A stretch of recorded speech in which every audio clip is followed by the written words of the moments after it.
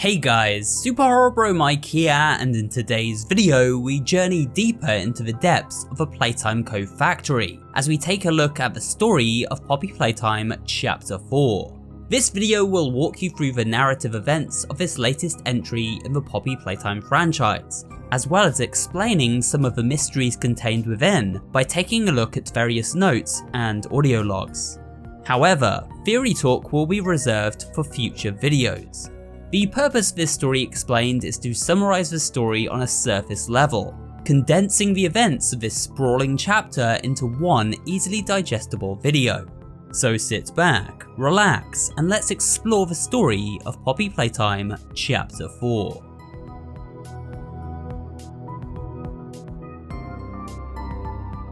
The chapter begins as we continue our descent with Poppy into the depths of a Playtime Co. factory, leading on directly from the cliffhanger ending of Poppy Playtime Chapter 3, where Kissy Missy was stranded on the floor above, attacked by an unknown assailant.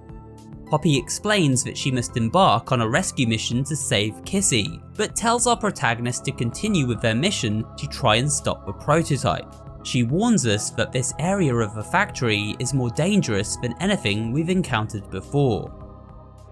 Be careful. Down here, It's not like anything you've seen above. It's not trying to hide what it is. It's hell. And Playtime wanted it to be. Poppy instructs us to follow the red smoke pipes as they will guide us to our intended destination. She also explains that she has allies down here that can aid our character in their quest. And so our hero sets off alone as Poppy returns to the upper levels to save her friend. Following the pipes, our protagonist makes her way through a nearby cave system, where they discover a note documenting the flammable properties of a red smoke. The gas will explode if it comes into contact with a naked flame, and this seems to be exactly why Poppy has rerouted the red smoke in the previous chapter. We eventually emerge from the caves into a horrifying toy graveyard, where the bodies of smiling critters are stacked in gruesome heaps as far as the eye can see. This appears to be where Playtime Co. dumped the bodies of failed and deceased experiments after they no longer served a purpose for the company's twisted research. At the far side of this area is the entrance to the prison. However, before our hapless hero can enter, blinding spotlights halt their progress and the doors seal shut. They are then attacked by hordes of ravenous huggy toys and must repel them with a trusty flare gun. After the attackers flee back into the shadows, our protagonist must locate an alternate path inside.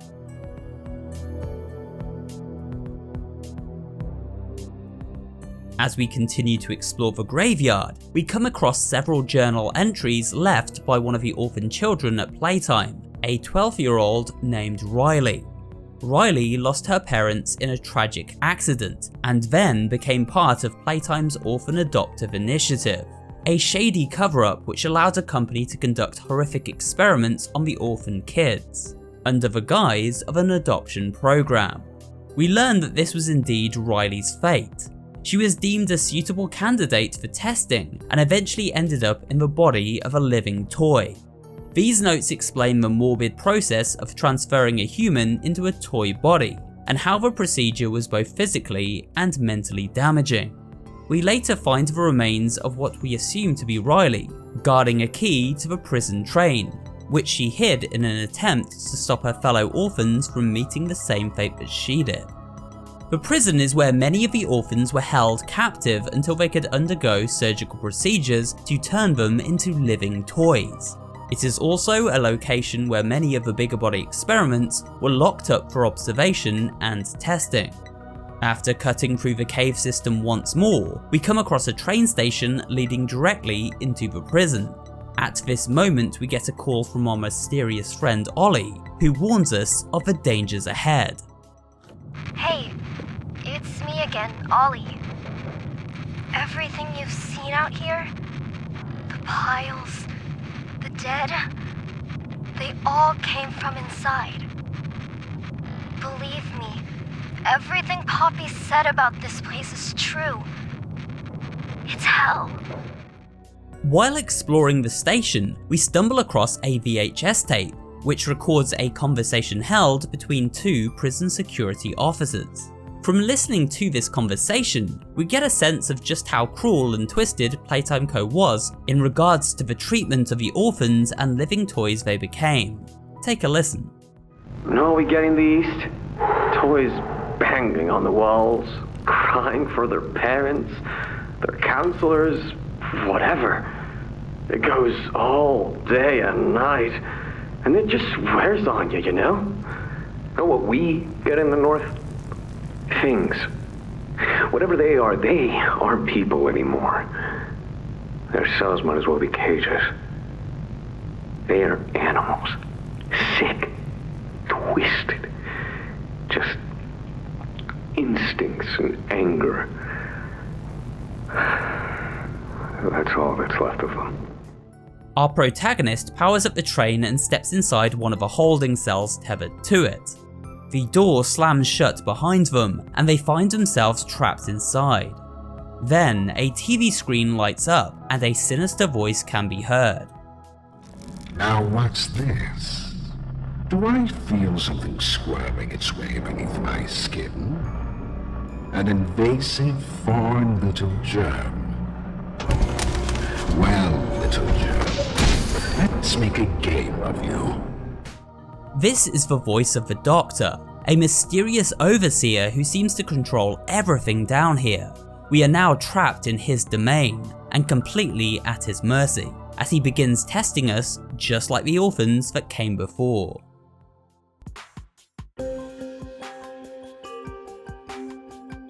So, who is the Doctor?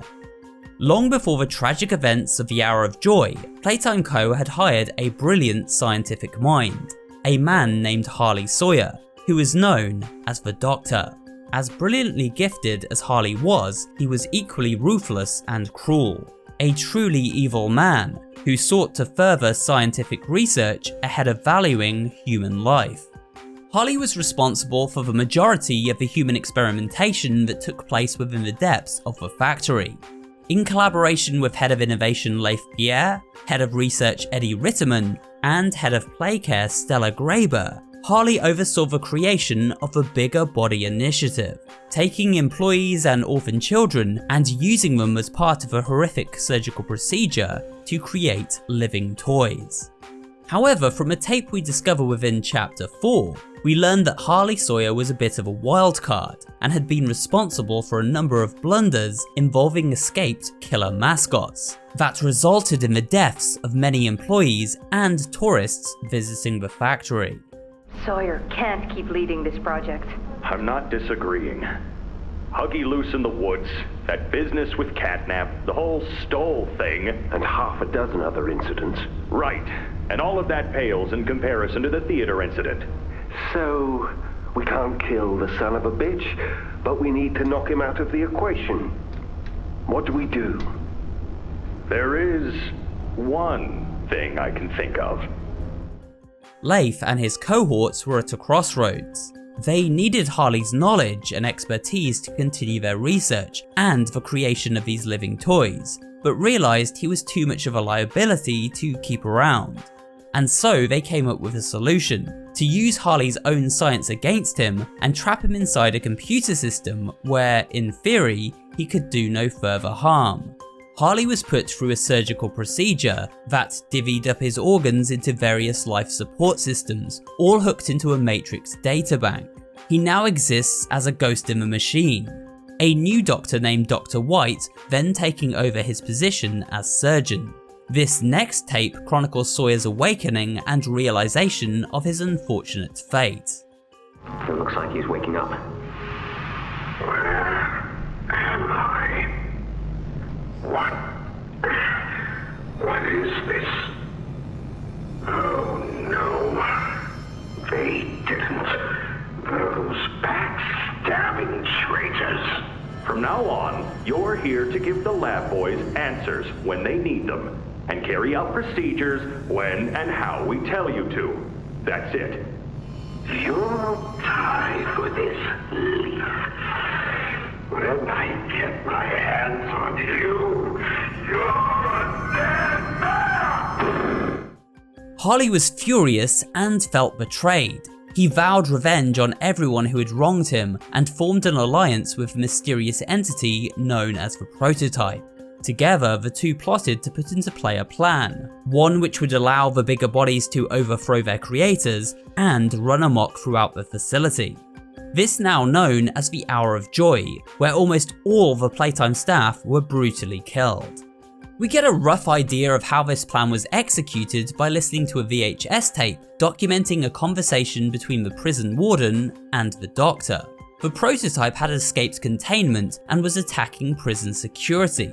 The warden was the only staff member with security clearance to unlock the exits, but knew that he would never be able to make it to the surface in one piece. So the doctor manipulated the warden into handing over his access, by promising that, if he did, his survival would be guaranteed.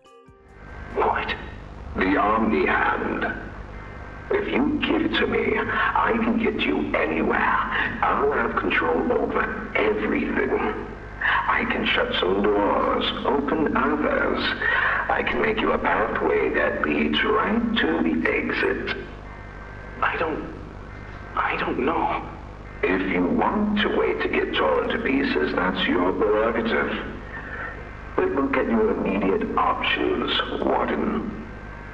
What choice other than this gets you out of here alive? After the doctor gained access to the prison security systems, he was then able to release all of the other mascots from containment and grant them a path to the factory floor above.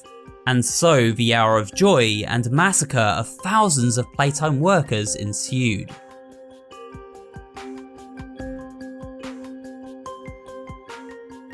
Back to the current day, and our protagonist reaches the prison. They escape the holding cell and begin to explore this hellish locale. Here we encounter a new form of smiling critter, known as the Nightmare Critters, who patrol the prison halls. The doctor even uses them to test our protagonist's survival skills as a horde of these critters attack while we are trapped in a small containment area. Also within this area we come across the Red Hand attachment. The Red Hand of course contains that all-important flashlight upgrade, which comes in handy as the prison is dark and oppressive to say the least.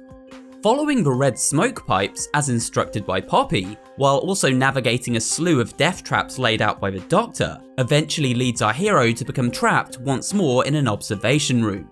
Here we are introduced to another of Harley's ill-fated bigger body experiments, a caterpillar-like creature known as Yarnaby.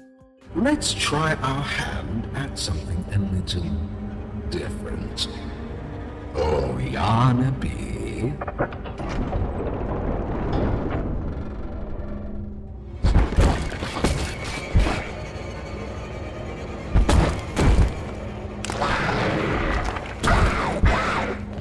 Please, do keep making this enjoyable for me. I'll be taking notes. I will go into more detail about the backstory of Yarnaby and other new monsters found within this chapter in an upcoming Monsters Explained video, so stay tuned for that. For now, our task is simple. We must use stealth and cunning to avoid Yarnaby as the fluffy but deadly monstrosity stalks us through the back rooms of this prison. However, it seems a mysterious benefactor is here to lend a decidedly stretchy helping hand, unlocking doors and triggering distractions around the environment to throw Yarnaby off our scent and help us navigate to freedom. After a brief chase, we manage to escape Yarnaby's clutches, at least for now. In the next room, we come across a VHS tape, which reveals a little more about the head of Playcare, Stella Graber, and why this seemingly pleasant woman became involved in playing a part in the Bigger Body Initiative.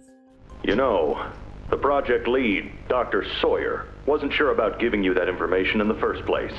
He thinks your affection towards those kids could be a liability. What do you think about that?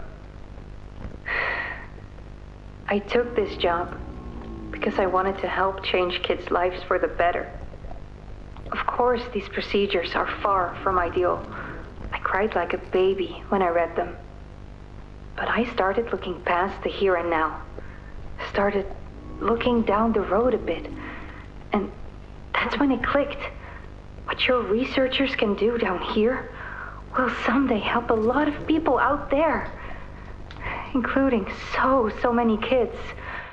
From this conversation between Stella and Leif, we discover that Stella was led to believe the experiments, while cruel in nature, could ultimately lead to helping millions in the future. It seems her good but naive nature was manipulated by people like Leif, who sold her on a false dream.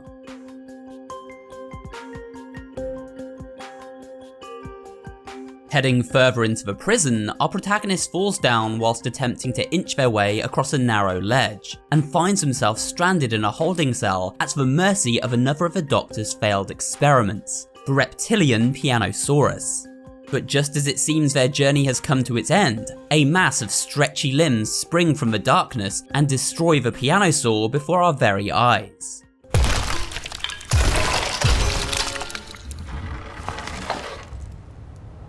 Now that hit the spot. I haven't eaten in weeks. Hiya there, pal. Don't worry, I won't eat you. I'm Doey. I was told to expect you. This is Doey the doughman. While he is certainly capable of violence, Doey is mostly docile, and we learn he is in fact working with both Poppy and Ollie to try and put a stop to the prototype's diabolical reign. But who is Doey? Well, at the beginning of the chapter we witness an advertisement for this Doey character, who seems to be some sort of putty-based toy, fully malleable and able to bend and stretch into many different shapes. Following on from this commercial is home video footage of a boy named Jackie, who receives an action figure of Doey as a Christmas present from his parents, along with a ticket for a tour of the Playtime factory itself. Unfortunately, this tour ended in tragedy. While exploring the dough mixing room, Jackie falls from a catwalk and lands in one of the mixing tanks, where he becomes infused with the very dough itself. Later on in the chapter, we learn that, after this accident, Playtime managed to resurrect Jackie as the living version of Doey we team up with during this chapter. Jackie's parents receive a secret invitation back to the factory, where a Playtime scientist allows them inside Doey's room. The mother is delighted to reunite with her son, even in this monstrous new form, but the father is a little more concerned. And his concern is well founded, as Jackie, now in his Doey reincarnation, ends up killing both his parents in a fit of rage. Hey, you'll be okay, I promise. Mommy's only here to talk. No, I don't want to talk. Get out! Susan, I think we should leave. Jackie, I'm staying right here. The gentle voices lie. I know what they do. They lie. And they poke, and they hurt! Susan, get away from me! Jack? Hey, open this door! Oh, God. Susan! Please, open the door! Please!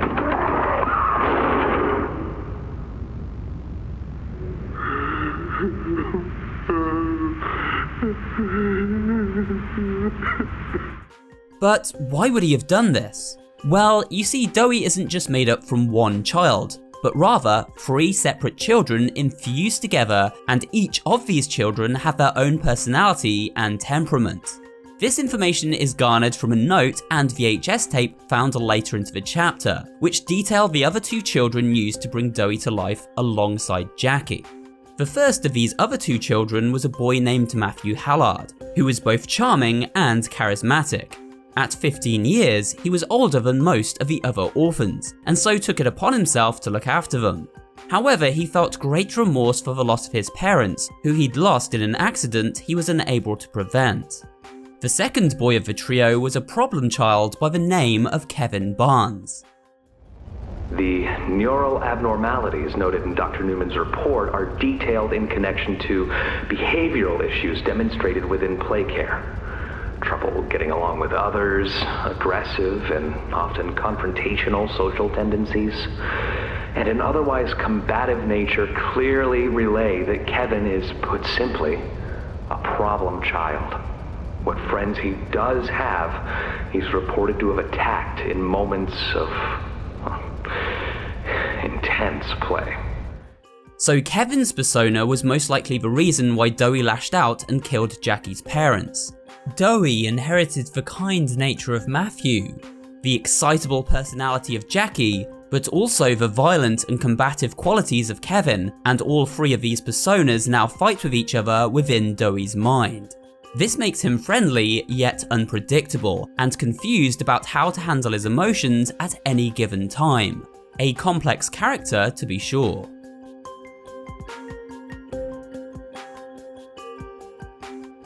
We join Doey as he guides us deeper into the prison towards a location he refers to as Safe Haven. Due to Doey's dough-like genetic makeup, he is able to slip through holes in walls and squeeze through prison bars with ease. On the way to Safe Haven, we are reunited with Poppy and a seriously injured Kissy, who barely survived her attacker, but thankfully remain alive. Through the showers. We should be able to make it into the Safe Haven from there. We catch our first glimpse of the prototype, who seems to be a spidery mech-like creature, stalking Poppy and Kissy through the halls. It also appears that the prototype was in fact the entity who attacked Kissy during the finale of Chapter 3, and now has followed the duo into the depths of the prison. The three survivors finally reach Doey's Safe Haven, where he is none too pleased to find they have led the prototype right to his door. What's going on? What's... Kissy! Goodness. What happened? We need to get her help. Now! Poppy. Is that really right? Take her to one of the beds. I'll check the defenses. See if something's still outside. Not just something. It's him. He's out there. You brought him down? We'll talk about this later. For now, I'll make sure out there is where he stays. Locking down Safe Haven. Kissy lays down to rest, while Poppy finally explains her master plan. The orphans weren't killed during the Hour of Joey. They were taken. They're below, in the labs. The prototype's home. They are alive, but sleeping. If we're going to free them, and stop the prototype, we need to plan for both. The plan is this. We'll fill the foundation with smoke, and line it with old mining charges. Then once you, me, and Kissy have freed the orphans, our friends here will blow this place sky high. That's our revenge. Poppy plans to use the red smoke to blow the entire facility sky high, eliminating all trace of the cruel research and experimentation conducted by Playtime Co., as well as putting an end to the prototype once and for all. She also informs us that many of the orphan children are still alive, and currently under the prototype's care. Therefore, they must be freed and led to safety before the explosion is set off. She then instructs us to speak with Doey so he can explain the next step to put this plan into action. Doey leads us into the auxiliary power room, where he airs his concerns with Poppy's plan for revenge. But I ask you to consider, if we throw everything away, everyone, just to kill the prototype, how much do we waste? I know the others might believe it's right, that we should bury everything, but let's just think about it. Doey values the lives of the toys under his care within the Safe Haven, and doesn't wish to see harm come to them, despite them having no possible way of life on the surface world. In order to redirect the red smoke into the prototype's lair, we must use a backup generator located within this very power room. The catch is that to use the generator, we must first access it with a grab pack hand known as the Omni Hand, and unfortunately, said hand is within the possession of the Doctor. I need you to stop the Doctor, to take his Omni Hand. We'll need it for the generator, and if you want red smoke in the Foundation, you'll need it too. While exploring the safe haven before setting off to our next objective, we notice something very interesting indeed. You see there is a connection with the toys down here and Poppy. It seems she once lived down here with them and was a leader of sorts, but at some point was captured by the prototype and locked away in the case upstairs, where we first discovered her all the way back in Chapter 1. Unaware of her fate, the toys believed Poppy had abandoned them and that she is no longer to be trusted. What's Poppy doing here? I don't know, they just let her in. Why? That's inviting a whole lot of trouble we don't need. I mean, how do we even know we can trust her this time? We don't know, so let's just be careful. We also discover one of the more intriguing VHS tapes of the chapter, simply labelled Ollie. This tape contains a conversation between Ollie and Poppy, where we hear Poppy in a distressed state as Ollie tries to calm her. I'm nothing now, Ollie. No one. I'm a thing. And nothing they can do to me hurts more than that. You're not nothing to me. You're Poppy. And talking with you like this, I know it doesn't make any of what they do right, but it makes me feel like a piece of me is still here. No matter how small they try to make it. I'm here, Poppy. For you, I'll always be here. It seems as though Ollie was a true friend to Poppy, someone who she trusted while at her most vulnerable.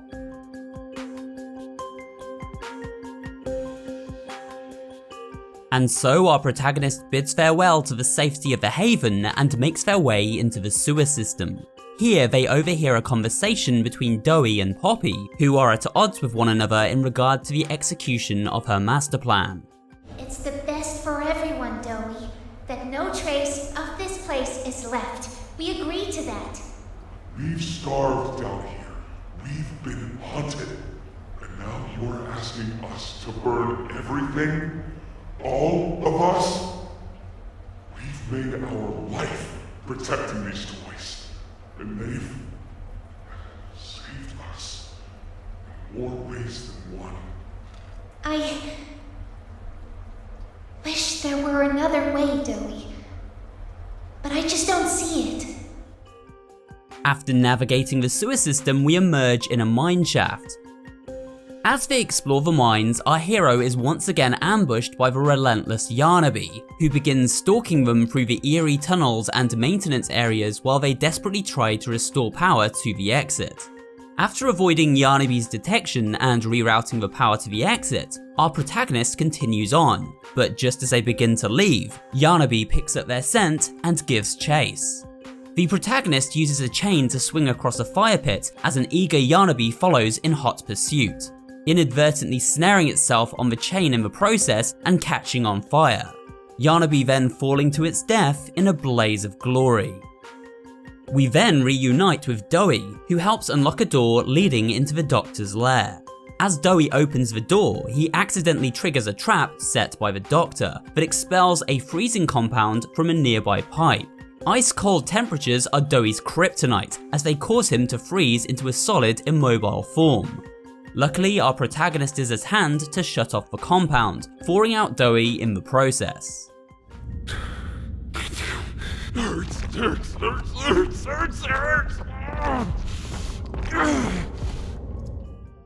Doey stays behind to recover, and so we continue alone. Soon discovering one of the dig sites set up by construction company Warrenbach, the Doctor's hideout is located directly above. As we explore this area, the Doctor begins taunting our hero and asking some intriguing questions about why they have chosen to return to the factory. Questions for now that must remain unanswered. And to think Playtime had someone of such rare quality and never noticed. Funny. I can't say I remember seeing your face before, but I'm curious. Why come back? It can't be that a vague letter was your only reason. Was there someone you loved here? Someone you'd lost? He also begins casting doubt about Poppy's good intentions, revealing that she knew about the plan for the Hour of Joy before the catastrophe even went down, and was working with the prototype. Poppy told you her story, of course. Innocence is bliss. And she is oh so innocent. Did she tell you her part in the Hour of Joy? That she knew it was coming? Or did she leave out that crucial detail? While attempting to survive the many traps laid out by the Doctor, we begin the process of shutting down his various life support systems by freezing Harley's organs one by one. Each of these life support systems is contained within various operating theatres the Doctor once worked out of while conducting his ghastly human experimentation. Before the Doctor grants access to his lair, he poses our protagonist a moral dilemma. A nightmare critter is trapped alive in a glass jar hooked up to the freezing agent. If we wish to confront the Doctor, we must take the life of this poor defenseless little critter. The Doctor argues that experiments like Doey and Poppy wouldn't hesitate to do this, as violence is simply in their nature. But what about us? It's your mission. The door will open. Or is maintaining the veil of your morality more important? Act quickly. Of course, the choice is a simple one. We must take the critter's life in order to complete Poppy's mission and save the orphans. With the test complete, the Doctor grants access to his dominion, and so we head up the elevator for the final confrontation.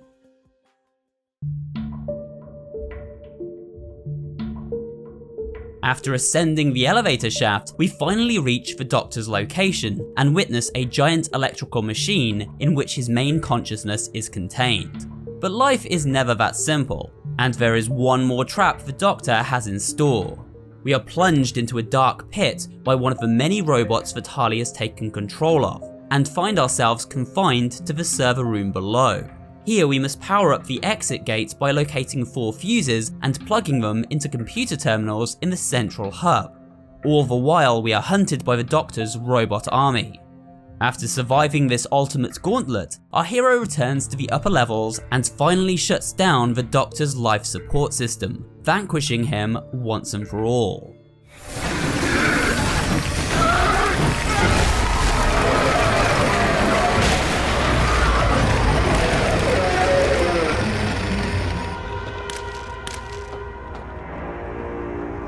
You saved no one.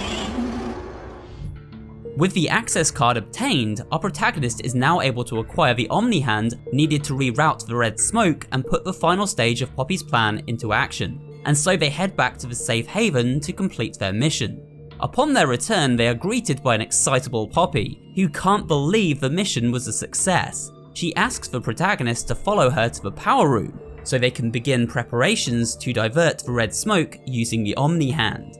While speaking with Poppy and Doey, the trio receive a troubling phone call from Ollie, who explains the prototype is heading straight for them. What's... He's outside! Ollie? He's outside! You need to distract him, Doey.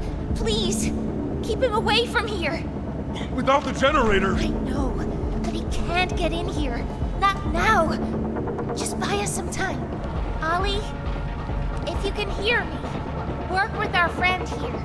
Aye, aye, Captain. Doey heads outside to try and distract the prototype, while Ollie guides the player through the 3 steps necessary to repair the generator. But we must act quickly, as while taking it offline to conduct these repairs, the safe haven's defenses will be shut down, leaving the place vulnerable to attack. With Ollie's guidance, the generator is soon repaired. However, Doey is nowhere to be seen. Poppy instructs us to head to a location known as the Foundation, where we can plant the explosives and blow up the red smoke. Head for the Foundation. Plant the explosives. Meet back here after. We'll go over what comes next.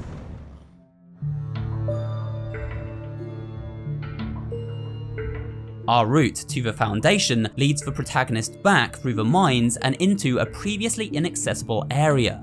Here they must avoid hordes of nightmare critters as they navigate the maze-like mine tunnels in search of 4 sets of dynamite. Each of these explosives must be carefully secured to 4 weak points throughout a filtration room where the aforementioned red smoke is being pumped. Upon redirecting the red smoke and planting all 4 sets of explosives, we are ambushed once again by those pesky critters and forced to flee the scene, taking a nearby elevator back to the mine entrance. Here we bump into Doey, who survived his encounter with the prototype and successfully led him away. At that moment, an explosion goes off at the safe haven and Doey rushes off to investigate. Upon reaching the hideout, we find it in a state of ruin. The prototype managed to gain access to the safe haven and used an explosive charge to blow the place sky high. Doey's friends now lying dead beneath the rubble. In this moment, he sees red, and the violent persona of Kevin takes hold. He killed my friends!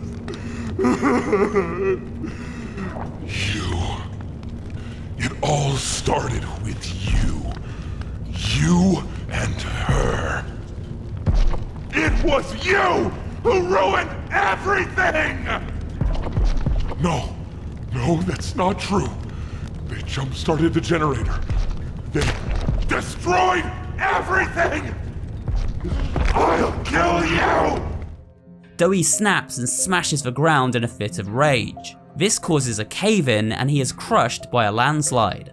However, he survives, but is overcome by rage and takes on a new monstrous form. Doey can no longer control his emotions. Stricken by grief, guilt and anger, he begins furiously chasing our hapless hero as they race to safety through the winding caverns that surround the once safe haven. During this chase sequence, we can acquire a very secret tape, but we'll take a listen to that a little later. After a narrow escape from Doey, we emerge at the dig site below the doctor's lair. Monster Doey catches up to the protagonist, and with no place left to run, they are forced to fight. As Doey pursues us, we hear the conflicted personas of the 3 children trapped inside him, crying out in pain and anger. I just want to go home.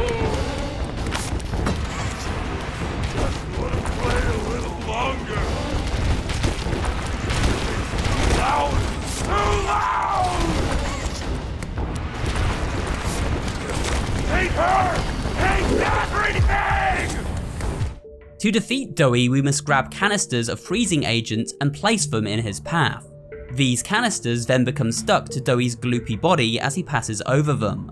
He must then be led beneath one of several saw blades located around the dig site, and the canister detonated using the flare gun. This freezes the monster in place, and then it's time to cut him down to size. Doing so enough times allows us to defeat Doey, at least for now. You see, only moments after leaving this area, Doey manages to reassemble once more, and grabs our hero as they make their getaway. Unfortunately for Doey, he captures us in a crushing room, and so by freezing him here one last time, we are able to finally terminate the ill-fated experiment. Can't trust anyone! The gentle voices lie! You lie! I tried to be better, to be who they needed. Not smart enough, not good enough, not...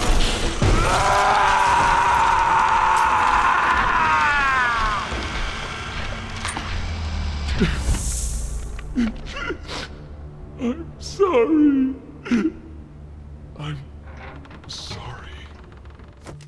Shortly after this confrontation, we discover an audio recording left behind by Doey that sheds a little more light on how his splintered personality works. It seems he genuinely had good intentions, however exposure to increasingly dark and depressing events caused him to have trouble keeping his cool. For the past few months, the fighting's been bad. Real bad. I've, seen a lot of stuff I probably shouldn't. It's been hard to keep my head straight. The others, they look to me to know what to do. Also in this post-boss area, we find a red VHS player, where we can finally check out that secret tape collected as we fled from Doey. The tape is an audio recording from Poppy, where she explains that despite her hatred for the prototype, she knows he is right, and the living toys can never leave the factory. Prototype says we can't leave. Not now, not ever. I hate him, and I hate this place, and I hate that he's right. He explained everything, and he's right. What they did to us, we can't ever let it happen to us or anyone ever again. The tape also confirms one of my own theories, that Poppy is in fact the daughter of Playtime co-founder Elliot Ludwig. I wish you were here, Dad. I could really use one of your talks right about now. You'd know what to say. When you were running this place, you always knew what to say. I miss you.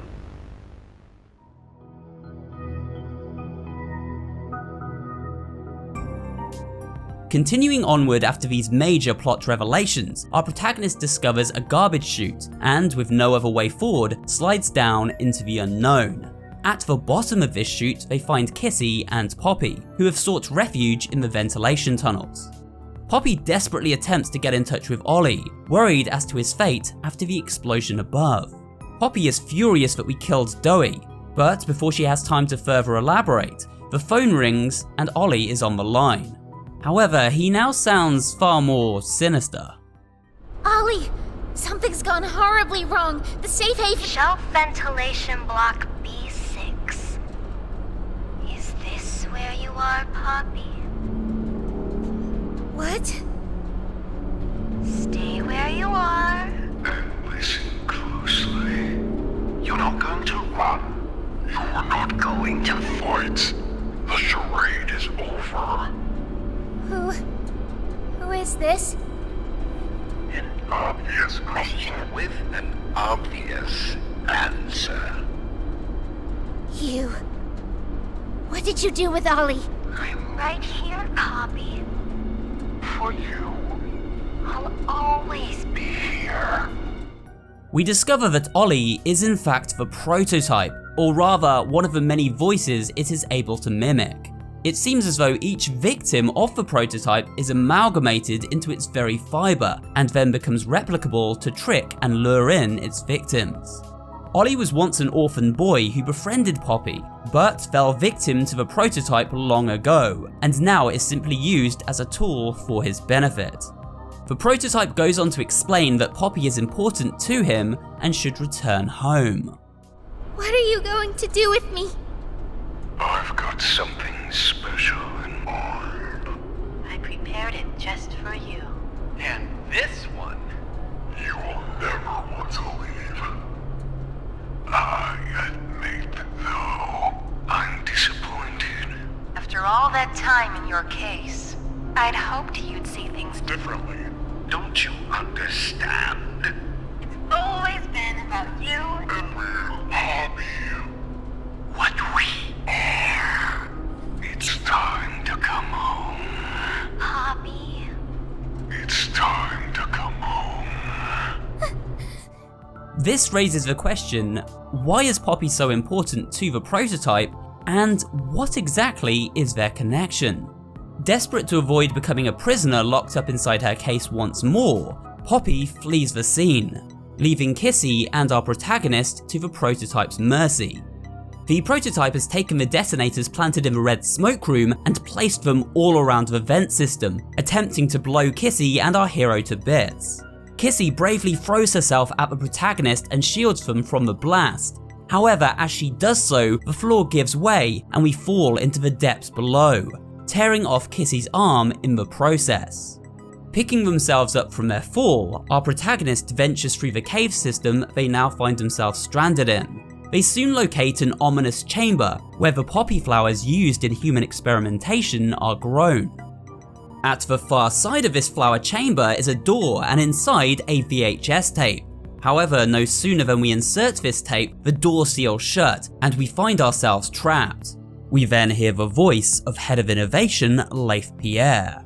who explains this is the most secure area of the facility and that we are trespassing. The punishment is death. This is the single most high security, high clearance section of the whole factory. When someone finds you down here, you will be shot. And before you get any ideas, don't think you can just sneak away either. After the tape concludes, a familiar figure appears in the flower chamber outside, the return of Huggy Wuggy. Somehow Huggy survived the fall at the end of chapter 1, and now lives on in a hideously deformed state. He charges towards the door and begins pounding on it like a wild animal. What will our fate be now? Well, we'll have to wait and see, as this is where the story of Poppy Playtime Chapter 4 draws to a close. And with that, we have come to the end of this story explained video for Poppy Playtime Chapter 4. I hope you found it both entertaining and informative. If you did, remember to leave a like, comment down below, and of course subscribe for more horror-related content. Thanks for watching, and I'll see you on the next video.